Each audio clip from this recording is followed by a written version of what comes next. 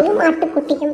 ஒரு ஆட்டுக்குட்டி ஓடி வரும் ஆற்றின் சரிவு பகுதியில் நீர் அருந்தி கொண்டிருந்தது. மேல் பகுதியில் நீர் குடிக்க வந்தது ஒரு ஓநாய். ஓநாயை ஆட்டுக்குட்டி பார்க்கவில்லை. அதை தான் இரையாக்கிக் கொள்ள தீர்மானித்தது ஓநாய்.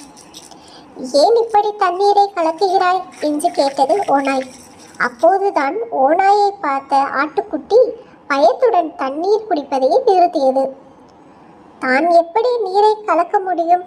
தாங்கள் குடித்த மீறிதானே கீழ்ப்புறம் வரும் என்று மெல்லிய குரலில் கேட்டது. பதில் பேசும் அளவுக்கு திமிராகி விட்டதா? நீ கலக்காவிட்டால் உன் அப்பன் கலக்கியிருப்பான். உன் அப்பன் கலக்காவிட்டால் உன் பாட்டன் கலக்கியிருப்பான். உங்களை எல்லாம் சும்மா விடக்கூடாது என்றபடி ஓட முயன்ற ஆட்டுக்குட்டியின் மேல் பாய்ந்து அதை இரையாக்கி கொண்டது. துஷ்டர்களிடம் நியாயம் எடுபடாது. மௌனமாக ஒதுங்கி செல்வதே நன்மையை தரும். காரியத்தை சாதித்து கொள்ள வேண்டும் என்பதற்காக எப்படியும் பேசுவார்.